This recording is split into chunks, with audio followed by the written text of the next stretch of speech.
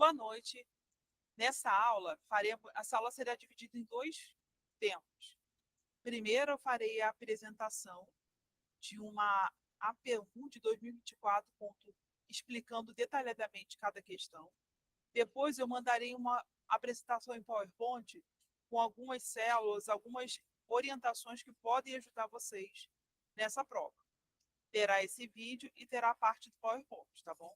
E eu quero que vocês me passem se houver alguma dúvida, se eu não expliquei de forma suficiente para vocês a partir dessa aula, tá? Muito obrigada. Vamos lá. Primeiro, considerando o conteúdo da aula 1, responda. Da aula 1, apostila 1, módulo 1. Qual o tempo de geração média da maioria dos micróbios? A resposta deles é o seguinte: em condições ótimas, a maioria dos micróbios tem tempo de geração médio de 30 minutos. Para vocês responderem essa questão, você precisa saber o contexto da aula. Não o contexto só da aula da apostila, mas o contexto do que está sendo dito na questão. A questão diz o seguinte: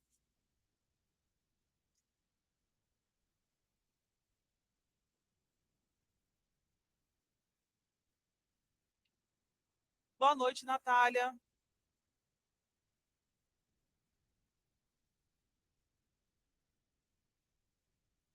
Natália, você me ouve?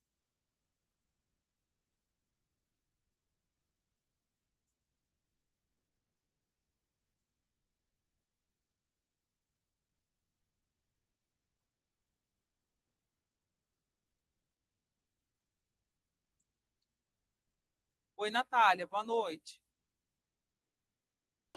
Oi, boa noite. Consegue me ouvir bem? Sim, consigo te ouvir. Tá. Quais são as suas principais dúvidas? Dúvidas para essa pergunta? Então, eu tenho várias dúvidas, né, assim, mas eu vou olhar aqui, as que eu anotei, aí eu vou te falar, peraí, vou pegar aqui o papel. Tá bom.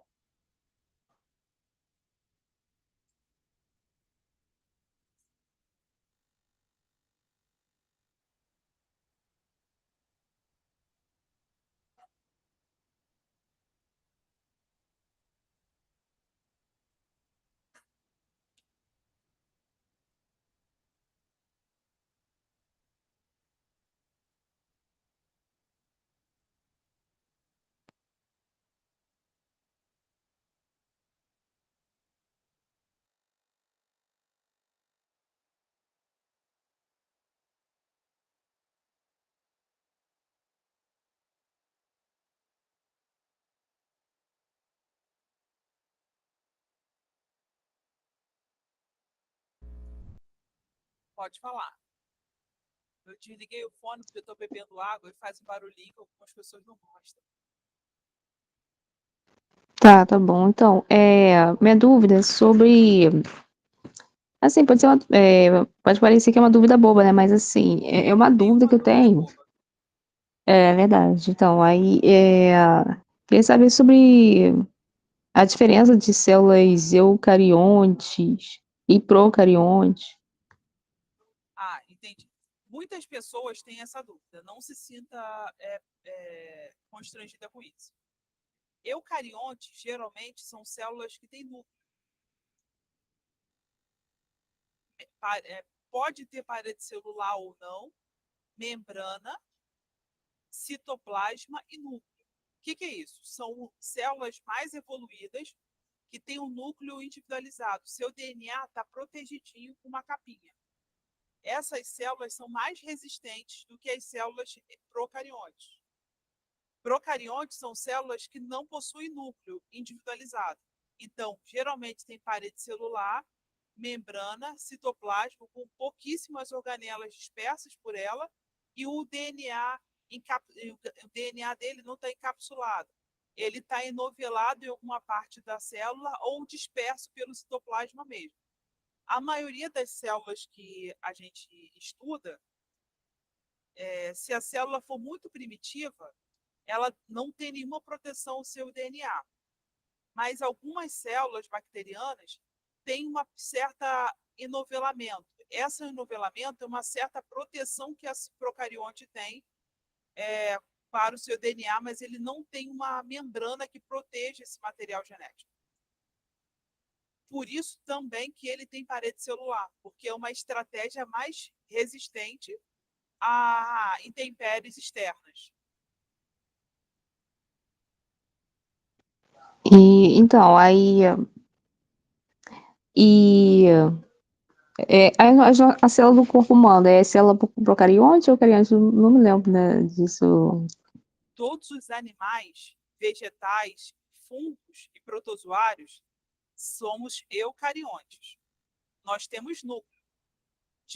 Só tem algumas células, por exemplo, a célula do olho, que são os bastonetes e as células do olho, né, que são os bastonetes e eu esqueci o nome do outro. Não tem núcleo. E as células e as hemácias. Essas células, apesar de não terem núcleo, elas não são procariontes, elas são eucariontes, tá? Porque elas, primeiro que a célula das hemácias, elas precisam de um espaço extra para carregar o oxigênio. E as células do olho, o núcleo ocupa quase 50% da massa da célula. Então, se uma célula do olho tiver núcleo, a luz não passa diretamente sobre essa célula. Ela acaba se desviando e a pessoa não enxerga. Então, as células do olho e as hemácias não têm núcleo, mas são eucariontes, tá bom? E todos os protozoários, fungos, vegetais e animais temos células eucariontes. As bactérias e as arqueias têm células procariontes. Mais alguma coisa?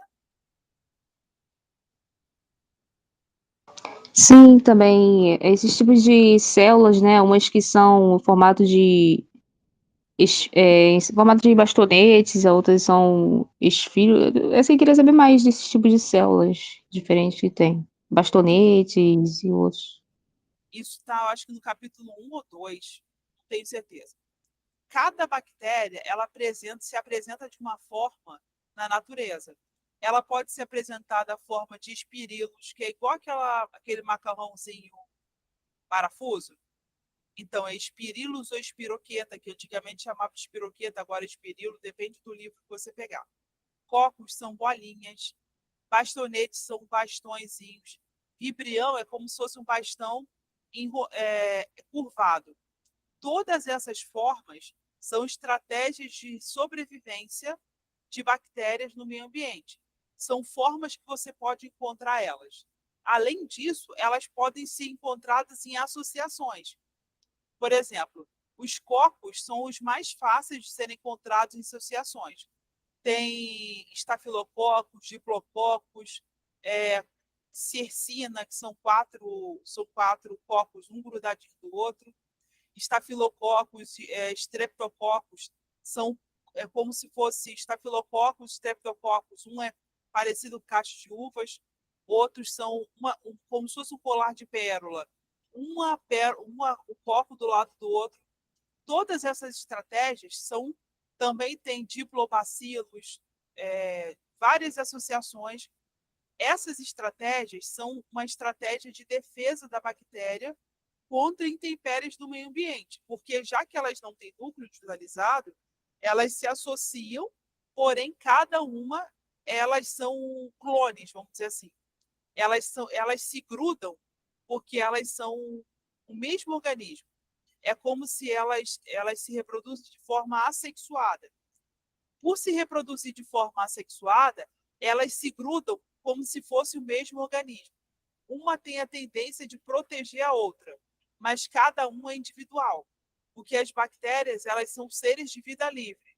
Elas não têm órgão individualizado. Elas se reproduzem de forma sexuada e cada um que vai para o seu lado. Porém, algumas mais evoluídas acabam se associando por meio da produção de algumas substâncias que ligam uma na outra e elas se protegem e geram uma gera alimento para a outra.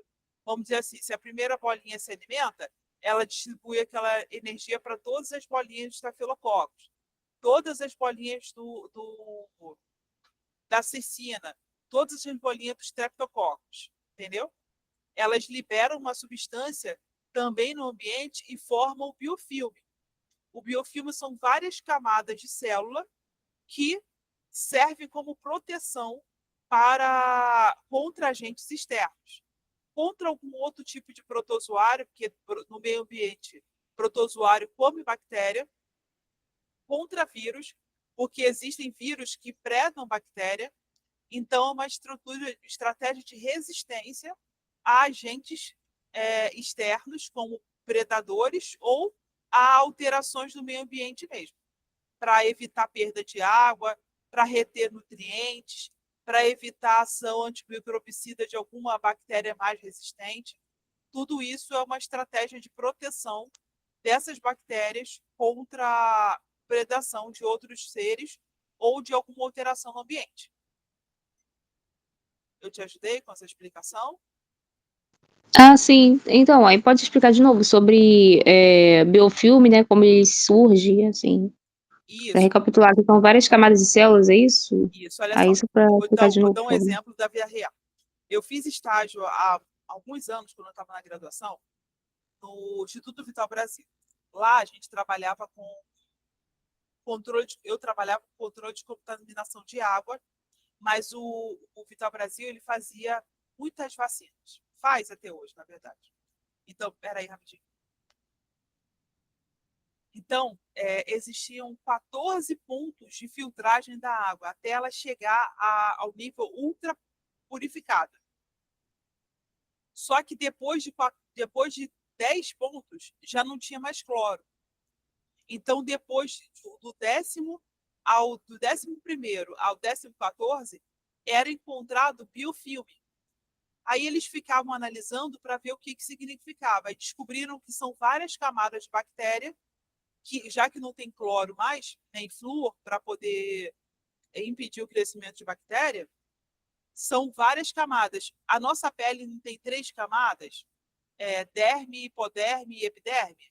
Então, no caso, Sim, biofilme são várias camadas de bactérias, uma em cima da outra, para gerar proteção contra agentes externos. E uma passa nutriente para a outra. Tem uma substância que é mucina, que ela gruda uma bactéria na outra e não deixa a água tirar essa camada dela.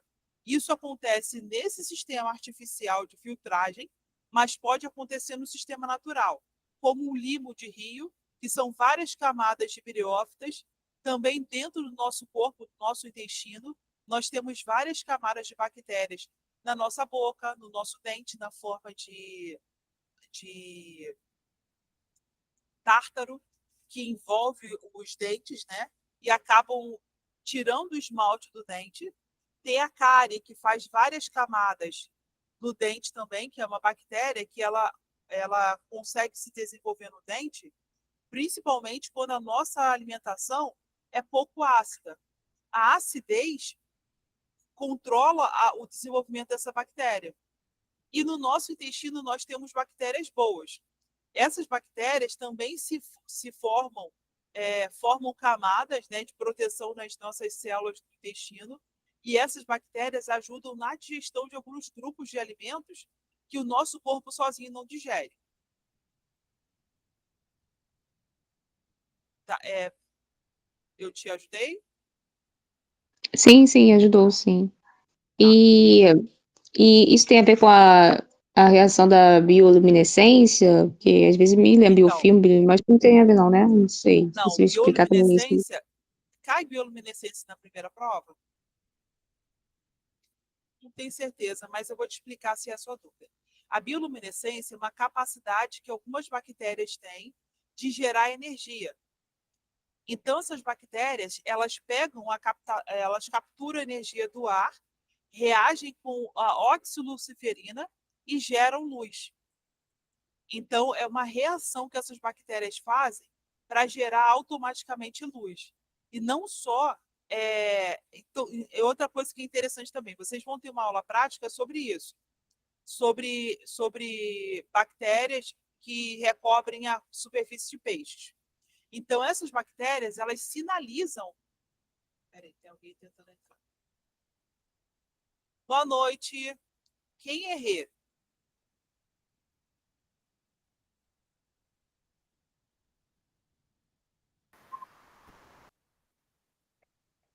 Boa noite. Quem é Rê? Regina. Oi, Regina, tudo bem? Eu estou tirando algumas dúvidas aqui da Natália. Ela está perguntando agora sobre a bioluminescência. Bioluminescência é a capacidade que algumas bactérias têm de gerar energia através do seu metabolismo. Só que essa energia é gerada a partir do oxigênio. A oxidoluciferina reage com o oxigênio que gera luz. Essa estratégia que elas fazem é uma estratégia de encostar em alguns peixes, não só peixe, mas vagalume também tem essa habilidade. Então, quando eu era criança, é o bichinho que eu mais gostava. Ele se acumula no abdômen do vagalume, porque ali é uma região fácil de se alimentar para essas bactérias se alimentarem, e elas geram energia, e a época do dia que elas mais são visualizadas é à noite, devido à ausência de luz. Mas no peixe, ele gera... Boa noite, Ivanete. No peixe, a bioluminescência ela é importante porque elas ajudam o peixe a se locomover e aí se encontrar na coluna da coluna d'água, principalmente na profundidade. Porque na profundidade não tem luz. Abaixo de 1.000 metros de profundidade, a luz do sol não penetra. Então, esses peixes usam essas bactérias bioluminescentes para se locomover lá na coluna d'água, na região abissal.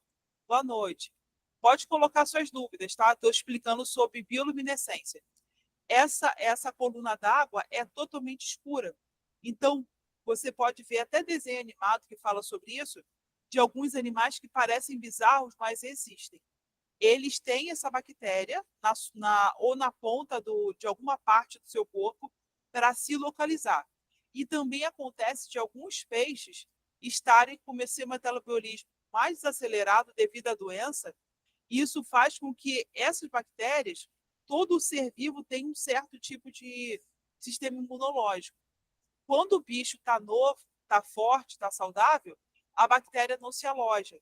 Mas quando ele está doente, a bactéria se aloja para servir de sinalização para outros predadores. Então, quando o sistema imunológico dele está fraco e ele não consegue resistir à predação da bactéria, a bactéria fica parada lá, tá? Ela não causa prejuízo ao peixe, mas ela serve de sinalização para outros peixes e isso contribui com a cadeia alimentar. Mais alguma dúvida? Ah, sim, entendi. E também na P1 costuma cair também sobre o balão, né? A teoria do balão de Louis Pasteur, esse nome dele, né? Louis Pasteur, o cientista. Tem uma teoria do balão. Eu queria que explicar também sobre isso. Costuma cair na P1. Que está aqui na tela. Como o objeto da figura abaixo, que provavelmente estava na prova e eles não colocaram nesse resumo, inventado por Louis Pasteur, foi aplicado aos primórdios da microbiologia. O que aconteceu?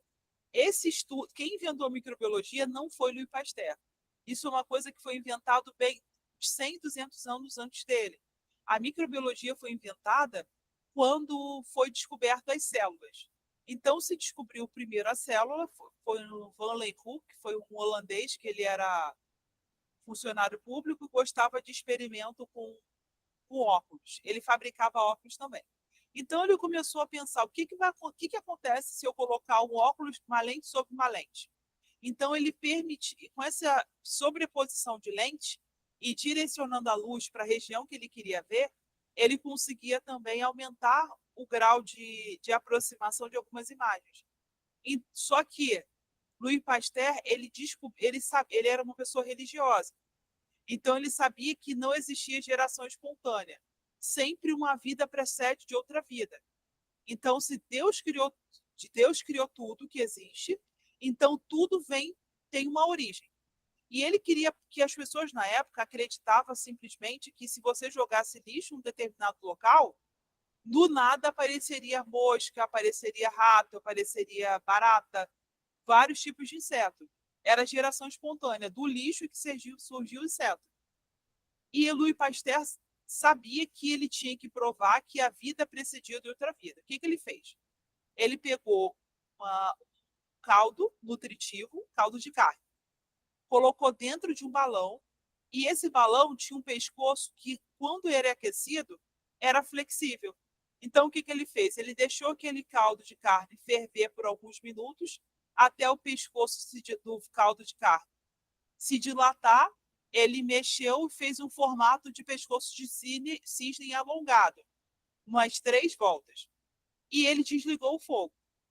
Quando ele desligou o fogo, o vapor subiu e impediu que qualquer contaminação externa ao balão, qualquer contaminação externa ao pescoço entrasse.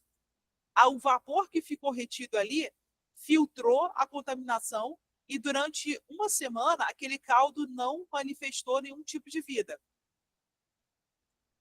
O que ele fez? Ele documentou tudo isso e pensou no próxima etapa. Qual seria a próxima etapa? Expor aquele caldo que ele havia fervido ao ambiente externo. Então, ele quebrou o gargalo do vasilhame e deixou aquele caldo, mesmo fervido, durante 5 dias recebendo ar. Quando ele retornou ao laboratório, ele percebeu que já tinha vários tipos de micróbio se desenvolvendo naquele caldo. Com esse experimento, ele descobriu, ele provou, na verdade, que a vida precedia de outra vida. Foi necessário que bactérias, vários tipos de micróbios que estavam no ar, entrassem em contato com o caldo nutritivo e assim se desenvolvesse a vida. Também tem o experimento de Hyde, não sei, Hyde, sei lá, não sei se eles vão cobrar de vocês. É aquele experimento do cara que pegou um vasilhame, isso foi bem antes de Pasteur, acho que foi 100 anos antes de Pasteur.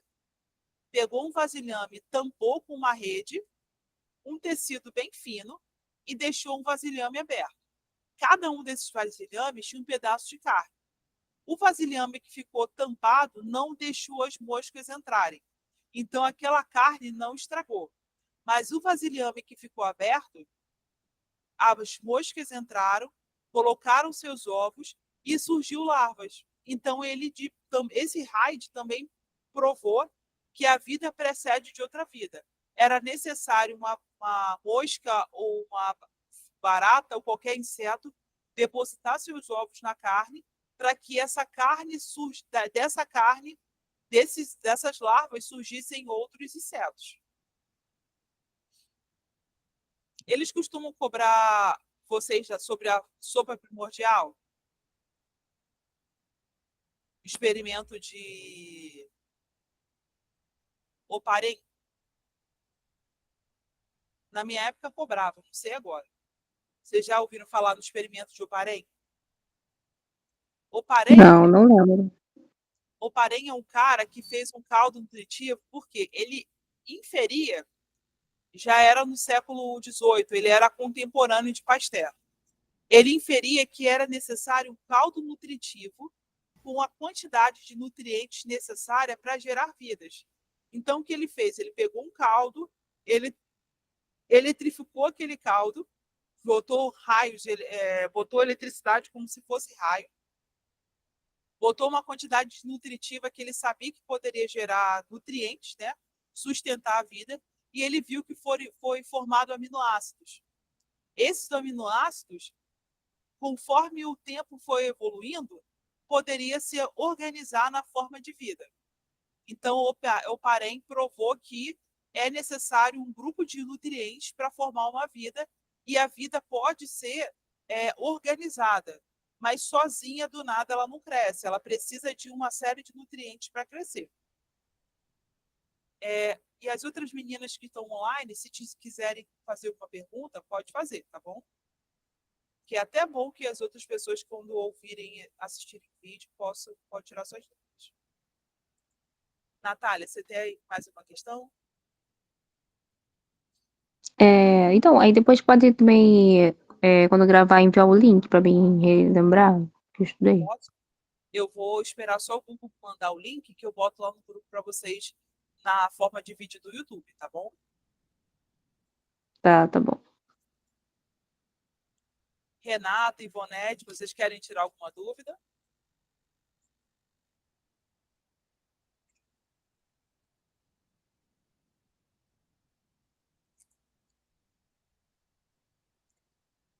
Ó, eu vou ler para vocês a AP de 2024.1 e depois vou ler para vocês uma AP de 2021.2. Aí, conforme vocês precisarem, eu vou voltando para tirar as dúvidas de vocês. Olha só. Considerando o conteúdo da aula 1, responda. Qual o tempo de geração médio da maioria dos micróbios? Normalmente, cada geração varia entre 20 e 30 minutos. Você vai saber esse tempo de geração de acordo com o contexto da questão.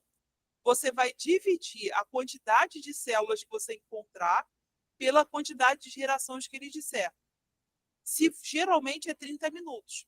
Então, você vai encontrar, vai pegar o valor total de tempo, vai dividir por 30 e depois vai dividir esses grupos que você vai encontrar para cada, por exemplo, suponhamos assim, estou enrolando muito. Aqui está falando assim, são 30 minutos. Suponhamos que tenham, a questão tem que dizer para você quantas gerações apareceram naquela, quantas horas durou o experimento. Suponhamos que na primeira hora tenha n seja igual a 2. Se você sabe que após 4 horas n foi igual, ó, após 4 horas n foi igual a 1024, quantas células surgiram a partir desse período? O que você tem que fazer? Você tem que ver a cada quantos minutos, essa questão tem que dizer para você, a cada quantos minutos, qual é o tipo de multiplicação. Se a primeira hora deu 2, nem a 4 horas, a partir de, vamos dizer assim, 12 horas. Então, 2 vezes 2, 2 vezes 2 igual a 4, 4 vezes 2 igual a 8, 8 vezes 2 igual a 16. Só que você tem que fazer os cálculos para saber de quanto em quanto elas crescem. A cada 1 hora, quantas células surgem? Na primeira hora, tem no início do experimento, hora 1, N2. Só que a cada 30 minutos surgem, sei lá, 2 vezes 2, 4, 16 células. De 2 são 16. De 16, aí você tem que calcular 12 horas dividido por 30 minutos. Aí você vai fazer regra de 3. 12 horas dividido por 30 minutos. Cada hora tem 2 grupos de 30 minutos. Então, 12 horas são quantos ciclos de 30 minutos? Aí, assim, você vai descobrir quantas células você vai encontrar. Com o objetivo da figura abaixo, inventado por Louis Pasteur, foi aplicado os primórdios da microbiologia. Foi essa experiência que derrubou a hipótese do surgimento dos seres vivos de geração espontânea. Essa experiência aí, dessa questão do Louis Pasteur, foi aquela do pescoço do cisne, que o pescoço, vamos dizer assim, do vasilhame, se dilatou ao aquecer e Pasteur aguardou alguns dias para ver se surgia contaminação no caldo já fervido. Ele percebeu que depois que o pescoço do vasilhame foi lacrado, vamos dizer assim, com o vapor da fervura da carne, nenhum micróbio entrou naquela garrafa. Quando ele quebrou o pescoço da garrafa, a contaminação do ambiente contaminou o caldo de carne e isso fez com que surgisse a vida. A partir desse experimento, Pasteur provou que a vida precedia de outra vida. Vamos lá, número 2. Considerando o conteúdo da aula 3, descreva com que tipo de morfológico pode se apresentar células bacterianas. No caso, é aquilo que eu falei para a Natália no começo da aula, que algumas não estavam. As bactérias elas se apresentam de diversas formas. Atualmente, a gente só conseguiu comprovar, os pesquisadores, né, analistas, bastonetes, cocos, vibrião bastonetes, cocos, bastonetes, vibrião, eu falei agora espiroqueta, tá? Ou espirilos. Isso é uma estratégia delas sozinha na natureza. Porém, para sobreviver, essas bactérias se arranjam de outras formas. Mas essa questão quer saber os tipos morfológicos. Os tipos morfológicos são cocos, vibrião, bastonetes e espiroquetas. Quais dos componentes estruturais de bactérias responsáveis pelo formato morfológico que elas apresentam? Sobrepondo a camada da membrana, existe uma estrutura rígida formada por várias camadas de uma substância chamada peptidoglicano e mureína. Essa estrutura recebe o nome de parede. Cada parede celular ela tem uma composição diferente. Por isso que é necessário a gente prestar bastante atenção na aula de coloração GRAM. Você sabe o que a coloração GRAM colora? Qual a função da coloração GRAM?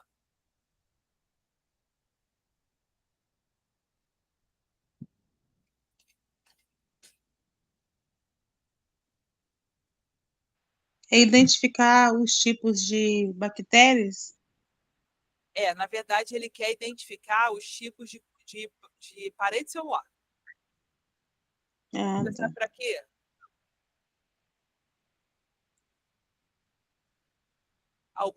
Esse GRAM, ele descobriu que a bactéria gram-negativa, em sua maioria, é tóxica, libera toxinas prejudiciais à saúde humana. Então, se você souber quando a bactéria é gram-negativa e quando é gram-positiva, você já consegue se proteger, criar uma estratégia para eliminar essa bactéria gram-negativa. Porque a maioria das bactérias gram-negativas são patogênicas. Eu não vou dizer para você que toda bactéria gram-positiva é boa. Não. Na verdade, a coloração GRAM ela serve para corar qualquer tipo de célula, inclusive célula humana.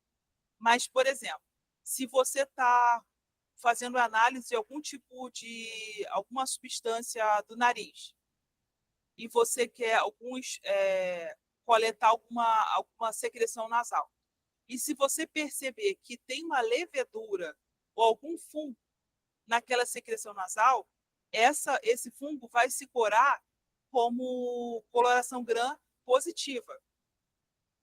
Porém, o fungo é prejudicial à saúde. Alguns fungos podem causar prejuízo ao pulmão, principalmente. Então, a camada peptidoglicano, ela é, na maioria das vezes, encontrada em bactérias gram-positivas. A mureína e a manana em gram-negativa. Tá? Por quê?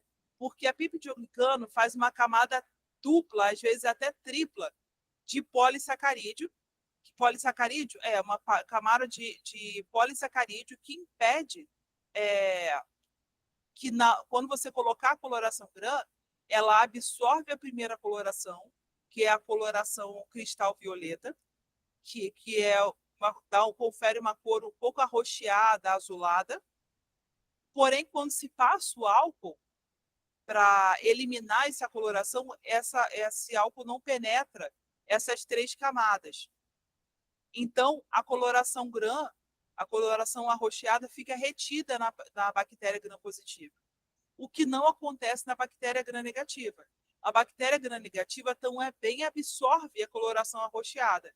Porém, como ela tem uma camada de mureína ou de manana, que ela tem um polissacarídeo na sua extremidade, esse polissacarídeo interage muito bem com o álcool.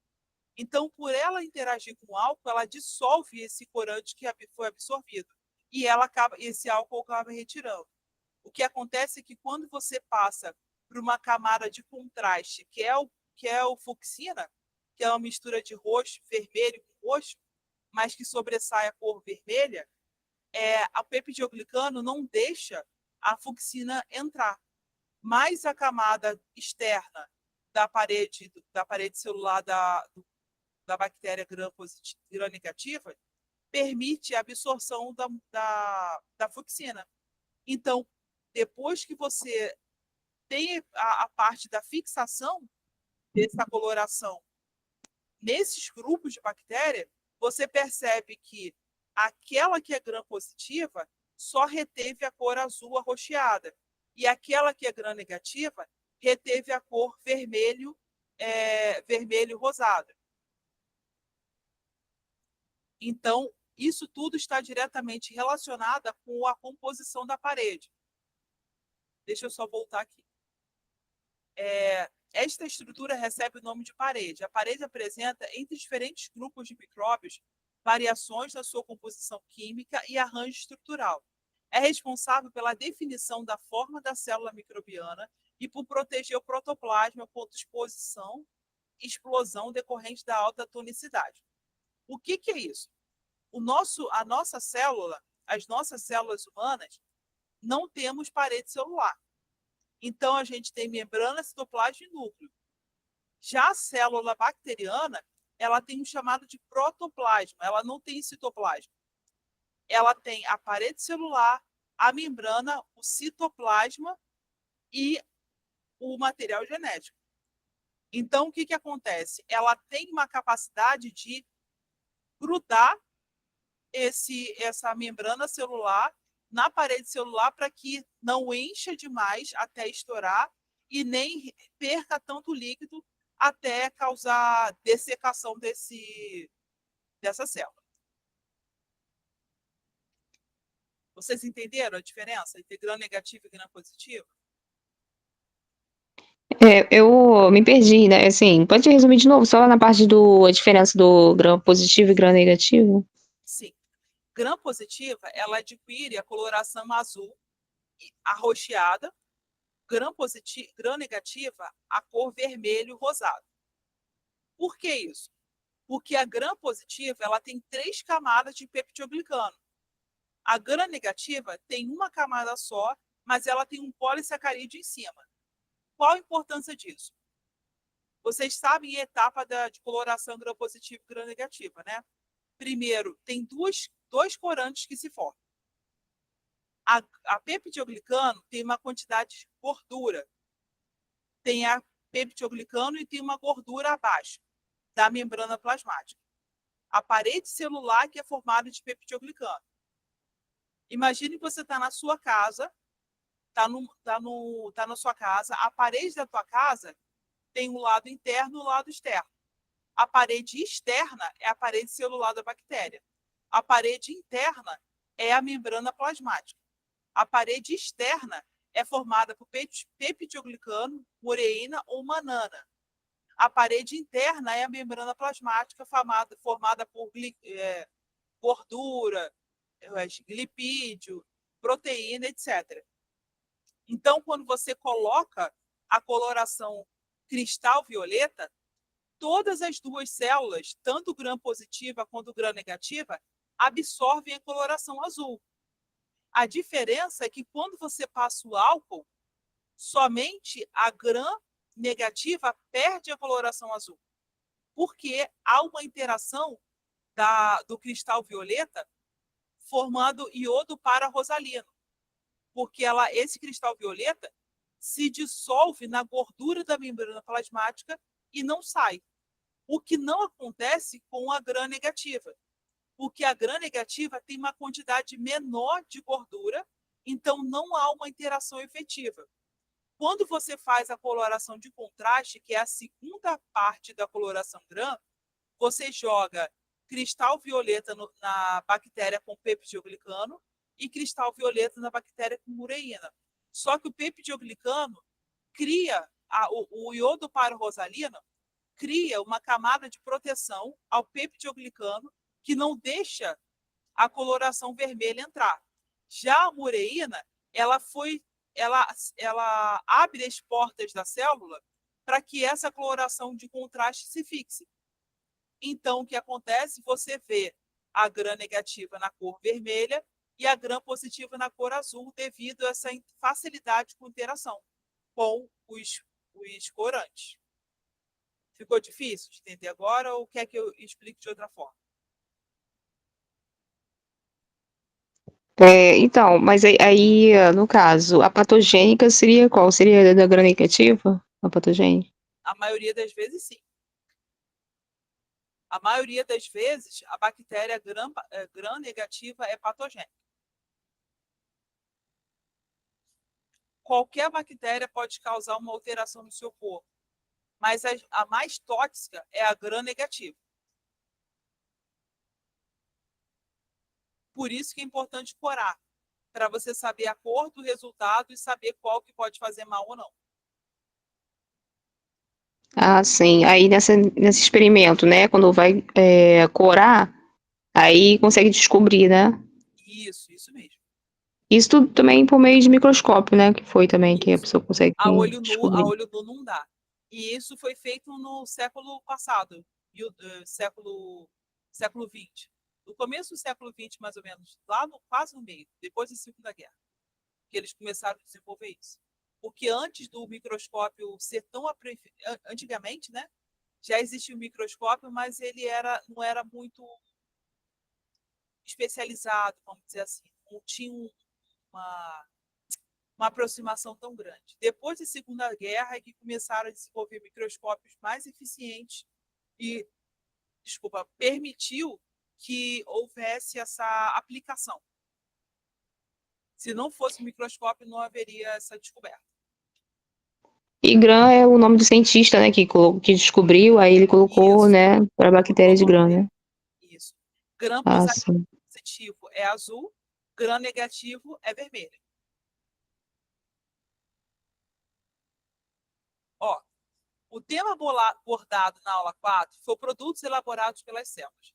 Levando em conta que os produtos secretados pelas células eucarióticas e procarióticas podem ser de natureza enzimática, imagine uma situação na qual uma célula bacteriana viva seja fagocitada por uma célula eucariótica e ambas tivessem necessidade de hidrolisar proteínas para sobreviver. Se um desses dois tipos de célula expressasse um inventório de enzimas proteolíticas mais amplo do que o outro, qual delas nessa peleja, nessa guerra, seria uma chance de aproveitar os aminoácidos? Olha só, é muito comum uma bactéria se alimentar por fagocitose, porque ela não tem outra estratégia para se alimentar. Ela realiza fagocitose, que é a digestão de partículas sólidas, e pinocitose, que é a digestão de partículas líquidas. Existem bactérias mais resistentes do que a outra. Então, essa bactéria mais resistente, ela libera toxina para o meio ambiente. E quando essa bactéria... Peraí. Eu caí, gente? Ah, não, foi a Ivonete que saiu. Pensei que eu tinha caído. Se acontecer de uma internet cair, vocês botem mensagem lá no grupo que eu olho, tá? Porque às vezes acontece. Falar nisso, peraí que eu parar essa gravação para não ficar muito grande.